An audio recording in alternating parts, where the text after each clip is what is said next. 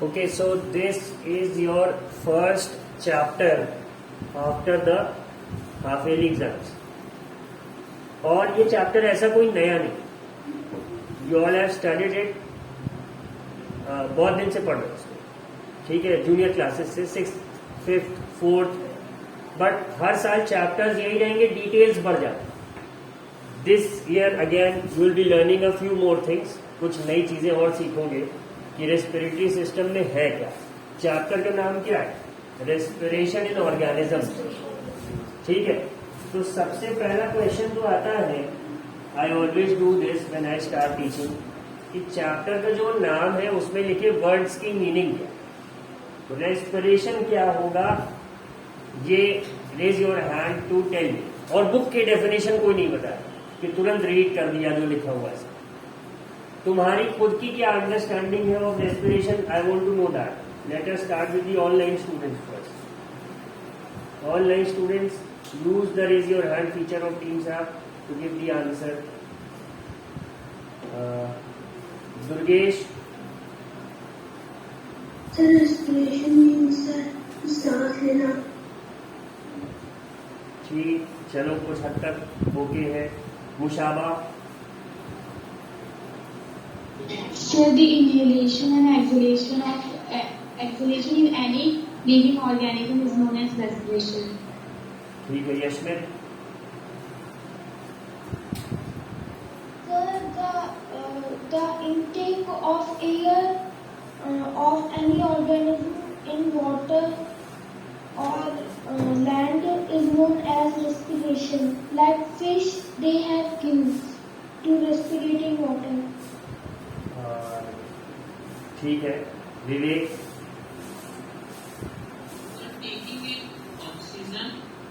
Taking in air or taking out air in order to generate energy in body by any living organism is called respiration. हाँ ठीक है, but थोड़ा definition bookish लग रही है. Anshika. So the process by which we inhale and exhale oxygen is called respiration. Inhale and exhale oxygen, मतलब inhale भी oxygen करते हैं, एक्सहेल भी. एक्सहेल तो कार्बन डाइऑक्साइड करते हैं. Yes, sorry. ठीक है. सार्थक. The process by which we inhale and exhale air is called respiration. Okay. ये तुम लोग एकदम पढ़ाई डेफिनेशंस बताओ. सपोज कि अगर तुम्हारे पास ये जो हमारे ग्रुप डी के दीदी भैया ये आए, बोले मेरा बेटा रेस्पिरेशन पढ़ रहा था, क्या होता है, उन्हें क्या समझाओ? उनके सामने ये डेफिनेशन बोल दोगे तो वो डर के चले जाएंगे. ये तो खुद बहुत कठिन पढ़ रहा है मेरा बच्चा. Ankit Kumar Swain, can you explain it?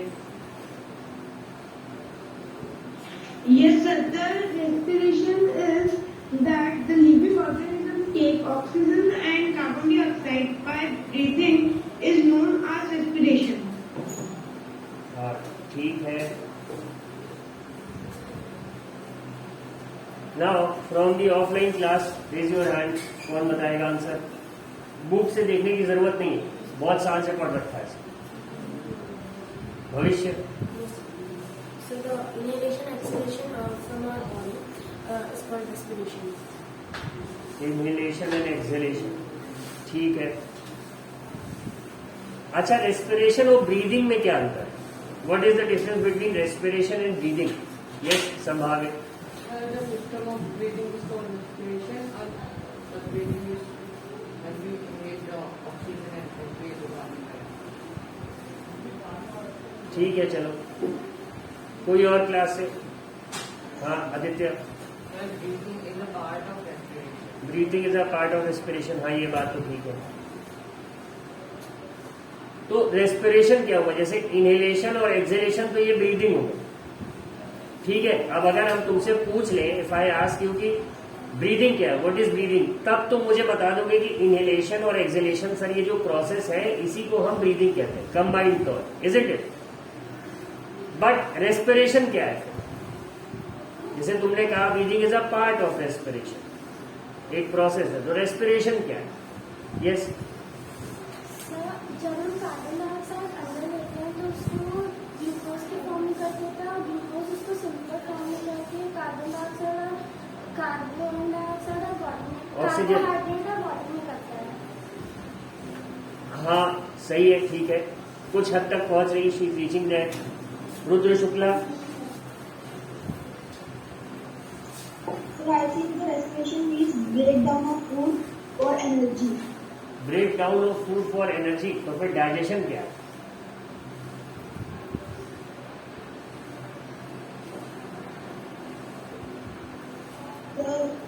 By different reactions we inhale oxygen and due to oxygen the energy was released. Oxygen and glucose.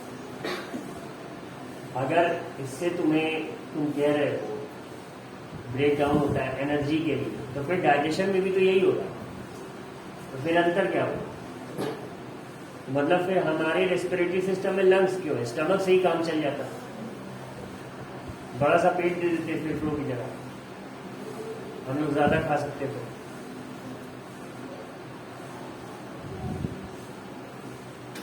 ठीक है, देखते हैं। शाश्वत, you want to answer?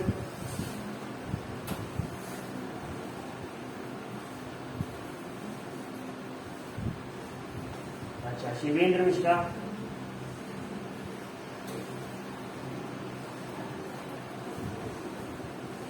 Yes, sir.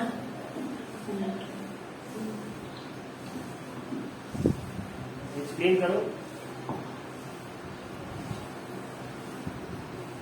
Respiration is the process of air inhalation which is used to break down the food which have get energy. This process is called respiration. ठीक है, ये कुछ इसने सबका सुन के कंबाइन करके बताया शिवेंद्र।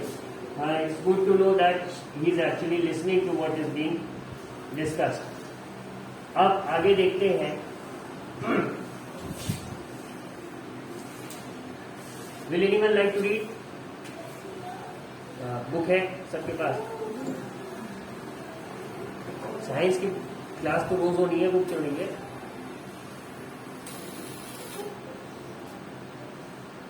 इधर कौन है? स्टैंड अप, इधर आओ, कम दिस से। हाँ, बुक लेके आओ and stand here and tell. इधर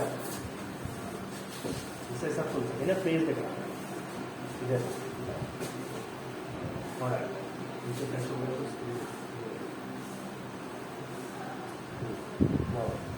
One day Buzo was पूरी क्लास को सुनो, सिर्फ माइक में थोड़ी। One day Buzo was earlier waiting to meet his थोड़ा सा grandmother. मास्क लोअर कर लो। इस समय सब 6 फीट की दूरी में है तुमसे, तो कोई डर नहीं। One day Buzo was earlier waiting to meet his grandfathers नहीं पढ़ रहा सर, थोड़ा तेज बोलिए। who were coming to the town after a year. He was in a really hurry as he wanted to receive them at the bus stop. अभी अगर इसे यहाँ खड़े होके उधर वाले डायरेक्ट में किसी को बुलाना और उसकी आवाज वहां तक क्लियर सुने, लेकिन अभी ये रीड कर रहा है एकदम धीमे धीमे धीमे। In a few minutes, he was breathing repeatedly. Repeatedly His grandmother repeatedly के लिए रैपिडली लिखा है। rapidly. His grandmother asked him why he was breathing so fast. Buzo told her that he came running all the way, but the question got stuck in his mind. He wondered why running makes people breathe fastly. Faster. The answer to Buzo's question lie in understanding why we breathe.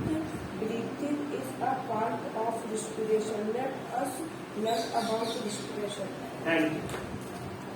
तो इन्होंने कहा, एक कहानी बताई, एक scenario बताया जिसमें बूजो wait कर रहा था अपने ग्रैंड पेरेंट्स, ठीक है, उनसे ही was very eager to meet them. अक्सर ऐसा होता है कि घर पे ग्रैंड पेरेंट्स आते हैं तो हमें लगता है ये कुछ खाने का लाए होंगे या फिर कुछ अच्छा होगा, मतलब something good is going to happen, कुछ हो या ना हो हम पढ़ाई से बच जाएंगे, ठीक है। अब आज तो दादी बाबा आ गए तो पढ़ने के लिए कोई नहीं गए, और पापा मम्मी डांट भी नहीं पाएंगे क्योंकि अब उनके पापा मम्मी खड़े हुए, और दादी बाबा प्यार भी करते हैं, ठीक है, कि अब आज बच्चे नहीं पढ़ेंगे, हम आ गए, ठीक है। So like everyone else, Boojo was also excited to meet his grandparents who were coming to the town after a year. He was in a real hurry as he wanted to receive them at the bus stop. तो bus station लग रहा है इनके घर के पास ही था, तो ये मन था इसका कि हम वहां जाके रिसीव करेंगे। He ran fast and reach the bus stop in a few minutes. जल्दी से दौड़ के ये बस स्टेशन पहुंच गया। He was breathing rapidly, rapidly का मतलब बहुत जोर जोर से सांस लेगा, ठीक है। His grand mother asked him why he was breathing so fast. पूछा क्यों इतनी तुम्हारी सांस फूल रही है, why are you breathing so fast. तो Boojho told that he came running on them. उसने बताया कि मैं दौड़ते हुए आया, लेकिन अब ये उसके भी दिमाग में आ गया कि दौड़ने से सांस क्यों फूल रही, why am I breathing rapidly just because of running. तो अब इसका जो आंसर है, the answer to Boojho's question lies in understanding why we breathe. सांस हम लेते ही क्यों, ऐसे ही लंग्स है, एक्सचेंज ऑफ गैसेस खेल रहे, नहीं कुछ होगा, there must be some requirement, ठीक है। तो breathing is a part of respiration. आप इसको समझते हैं कि रेस्पिरेशन क्या है, ठीक है। Why do we respire, RESPIRE spellings याद कर लीजिएगा, ठीक है। तो अब चैप्टर 2 में हम लोगों ने पढ़ा था कि all organisms are made of small microscopic units called cells, ठीक है। A cell is the smallest structural and functional unit of an organism. मतलब अगर हमारी बॉडी को भी आप छोटा करते जाओगे तो फाइनली एक सेल बचेगी। तो बहुत सारी सेल्स से मिलके बनते हैं टिश्यूज, बहुत सारे टिश्यूज से मिलके बनते हैं ऑर्गन से ऑर्गन सिस्टम से ही हमारी क्या है अल्टीमेटली बॉडी बनती है। कौन कौन से हो गए, तुम्हारा नर्वस सिस्टम हो गया, फिर सर्कुलेटरी हो गया, रेस्पिरेटरी सिस्टम हो गया, मस्कुलर एंड स्केलेटल हो गया, ठीक है। उसके बाद डाइजेस्टिव हो गया, फिर भी कुछ बचा, कुछ और बचा, एक्सक्रीटरी हो गया, ठीक है, लास्ट। इतने सारे सिस्टम्स हो गए। तो इन्हीं सब के कॉम्बिनेशन से तो हमारी बॉडी चल रही है, इजंट इट। तो इन्होंने बोला यही कि सेकंड चैप्टर में आपने पढ़ रखा था कि सेल से हमारी बॉडी बनी है। A cell is the smallest structural and functional unit of an organism. Each cell of an organism performs certain functions, ठीक है। हर सेल अलग अलग काम कर रहा है, जैसे nutrition, transport, excretion and reproduction. To perform these functions the cell needs energy. Nutrition हमें चाहिए क्यों, जब हम लोगों ने न्यूट्रिशन इन एनिमल्स चैप्टर पढ़ा था तो सबसे पहले क्या था, to grow up, for a strong immune system and to live. हमें एनर्जी की जरूरत है, न्यूट्रिशन की जरूरत है, और वो हमें कहां से मिलता है, फूड से, ठीक है। अब even when we are eating, sleeping और रीडिंग वी रिक्वायर एनर्जी। जब हम सो रहे होते हैं या खा रहे होते हैं तो भी हमें एनर्जी की जरूरत होती है। जैसे खाना उठाने के लिए हाथ से you need energy, to chew it you need energy. सो रहे हो तो भी बॉडी को एनर्जी तो लगती है, योर लंग्स आर फंक्शनिंग, नींद में हाथ पैर घुमा रहे हो, ठीक है। अब when you are lying down upon your back, तो अब बैक के नीचे की जो ब्लड वेसल्स होंगी वो थोड़ा दबेंगी, तो हार्ट को थोड़ी सी ज्यादा ताकत लगानी पड़ेगी ब्लड को पंप करने के लिए नॉर्मल से। ऊपर की बॉडी में तो मान लो आराम से चला जाएगा, but what about the back side. कभी कभी ऐसा भी होता है कि पोजीशन में हम बहुत देर तक बैठ जाते हैं तो हमारा वो पर्टिकुलर आर्म या लेग हमारा क्या हो जाता है, सुन्न पड़ जाता है, ठीक है। ब्लड सर्कुलेशन उसमें रुक जाता होता है ये सबके साथ। तो वो क्यों है, क्योंकि ब्लड वहां नहीं पास हो पा रहा है, ऐसा कुछ है। तो ये सब छोटी छोटी चीजों को भी तुम ऑब्जर्व करोगे तो you will find that nothing is possible without energy. हर काम के लिए एनर्जी चाहिए, ठीक है। But where does this energy come from, can you say why your parents insist that you should eat regularly. अब ये एनर्जी कहां से आ रही है, तो जाहिर सी बात है खाने से आ रही है, इसीलिए पेरेंट्स कहते हैं कि खाना समय पे खाओ और रेगुलरली खाओ। ऐसा तो नहीं होता कि हम लोगों ने सेलफोन की तरह एक बार चार्ज कर लिया फिर जब तक बैटरी डाउन नहीं होगी दोबारा कुछ खाया नहीं। रूल बनाओ, रूटीन बनाओ, ठीक है। The food has stored energy which is released during respiration, ठीक है। ये जो हमारा फूड होता है इसमें क्या होता है, एनर्जी स्टोर्ड होती है जो कि रेस्पिरेशन के ही वजह से क्या होती है, रिलीज होती है। It comes out of it. और कैसे, मतलब कि हमारी बॉडी उसे यूज कर सके, उस फॉर्म में आए, ठीक है। Therefore all living organisms respire to get energy from food. इसीलिए सारे ऑर्गेनिज्म, सारे लिविंग बींग्स रेस्पिरेशन का प्रोसेस करते हैं जिससे कि फूड से उन्हें एनर्जी मिल सके। बात समझ आ गई सबको, ठीक है। अब अगर देखें तो during breathing we breathe in air, हवा में सांस लेते हैं। You know that air contains oxygen, we breathe out air which is rich in carbon dioxide. The air we breathe in is transported to all parts of the body and ultimately to each cell. सारे parts में ये oxygen transport होती है, blood ले जाता है। तो parts का मतलब अलग अलग बॉडी पार्ट्स में पहुंची, उसके बाद अल्टीमेटली मिल किसको रहा, सेल को, क्योंकि सबसे छोटा यूनिट तो वही है ना, जा किसके पास का। जैसे स्कूल में स्वीट्स आई, किसी ने कहा, तो स्कूल किससे बना है, टीचर्स से, स्टूडेंट से। तो अल्टीमेटली मतलब क्या हुआ इसका कि स्टूडेंट के पास भी स्वीट्स आएंगी ना, टीचर्स के पास भी स्वीट्स आएंगी ना, हर स्टूडेंट को मिलेगी। वही बात यहां कही जा रही, ठीक है। In the cells oxygen in the air helps in the break down of food. अब सेल में क्या होता है, जो इसको न्यूट्रिशन मिला हुआ है उसे ब्रेक डाउन होगा, उसका ब्रेक डाउन होगा, ठीक है। The process of break down of food in the cell with the release of energy is called cellular respiration. इसे सब लोग हाईलाइट कर लेंगे या अंडरलाइन कर लेंगे अपने बुक में।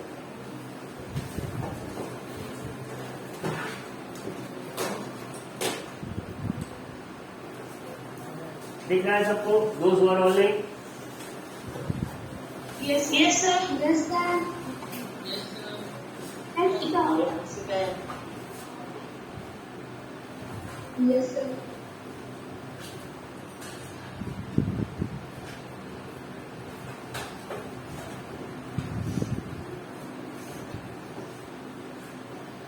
तो अब now if you have to explain, जैसे कोई तुम्हारा हाउस हेल्प है, मेड है, तो उसे अगर तुम्हें एक्सप्लेन करना है रेस्पिरेशन का प्रोसेस, तो तुम क्या बताओगे उसको? बताओगे कि ये जो खाना हम खाते हैं ये जब डाइजेस्ट होता है, पचता है, तो इससे हमें एनर्जी मिलती कैसे? जो हम सांस ले रहे हैं वो हवा इस खाने से एनर्जी निकालती। तो ये जो इस खाने से एनर्जी निकालने का प्रोसेस है, इसी को हम क्या कहते हैं, रेस्पिरेशन या फिर श्वसन कहते हैं। हिंदी का जो वर्ड श्वास, उसका शुद्ध वर्ड है ना, सांस लेना हम लोग कहते हैं, बट एक्चुअली इट इज श्वास, ठीक है। और आप देखते हो योगा में जो ब्रीदिंग एक्सरसाइजेज, जो प्राणायाम आपको बताया जाता है, जो कराया जाता है, ultimately it increases the capacity of your body to extract more energy out of the same food. जैसे हम अच्छी कार या अच्छे माइलेज वाली कार हम किसे कहेंगे, जो कि कम फ्यूल में ज्यादा किलोमीटर चले, राइट। तो इसी तरह हमारी बॉडी भी एक कार के इंजन की तरह, जितना अच्छा रहेगा, जितना मेंटेन रहेगा, उतना ही कम खाने में ज्यादा एनर्जी मिलेगी, ठीक है। ये बात समझ आ रही सबको? तो वो कैसे होता है, if our body is healthy, if our respiratory system is functioning well, तो हम उसी फूड से, उसी क्वांटिटी ऑफ फूड से ज्यादा एनर्जी हार्नेस कर पाए। तो hence the pranayama and yoga exercises are suggested to keep your body in shape. बात समझ आ रही सबको? ठीक है। Cellular respiration takes place in the cells of all organisms. अब जितने भी ऑर्गेनिजम्स हैं, सिंगल सेल्ड है या मल्टी सेल्यूलर है, एक सेल वाले भी हैं, करोड़ों सेल वाले भी है, सब क्या, सबके साथ ये रेस्पिरेशन वाला प्रोसेस हो गई है। In the cell, the food is glucose is broken down into carbon dioxide and water using oxygen. When breakdown of glucose occurs with the use of oxygen, it is called aerobic respiration. ये भी underline करेंगे sir. Aerobic respiration की definition आपको मिल गई।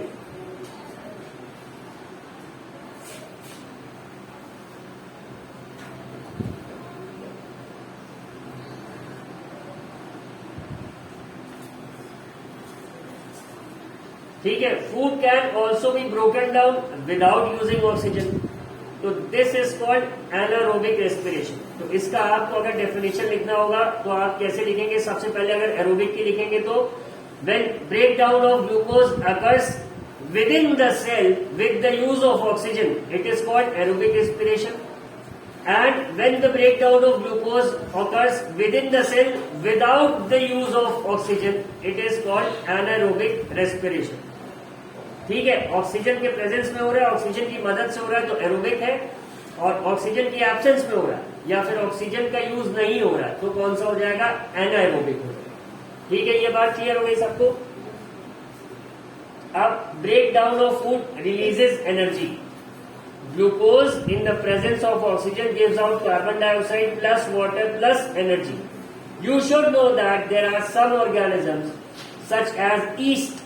Bread खाते हैं सब लोग, इडली खाते हैं, ढोकला खाते हैं, तो उसमें क्या होता है? आपने सुना होगा खमीर उठता है, उसे हम क्या करते हैं? कुछ उसमें मिला के उसे छोड़ देते हैं, कुछ देर बाद वो राइस कर देता है। यही होता है, सबने देख रखा हो। तो that happens because of this east, YEAST। वो पूर्व दिशा वाला ईस्ट नहीं, इसकी स्पेलिंग गलत है, ध्यान देना, लिखने में तुम लोग ये गलती कर सकते हो। ठीक है, तो ये ईस्ट जो है ये ब्रीथ करता है, ये रेस्पिरेशन करता है, बट इसको ऑक्सीजन की जरूरत नहीं होती, वही ये बता रहे। In the absence of oxygen glucose breaks down into alcohol and carbon dioxide. जब ऑक्सीजन रहेगी तो क्या मिलेगा? Carbon dioxide, water, energy. जब ऑक्सीजन नहीं रहेगी तो क्या मिलेगा? अल्कोहल, कार्बन डाइऑक्साइड और एनर्जी। अब की एनारोबिक में वाटर नहीं बना, क्या बन गया? अल्कोहल बन गया। ठीक है, अब ईस्ट क्या होते हैं तो ये उनके बारे में दिया हुआ। तो इतनी बात सबको समझ में आ गई जो बेसिक कहानी है रेस्पिरेशन की। We all learned students? Yes, sir. Yes, sir. Yes, sir. Yes, sir.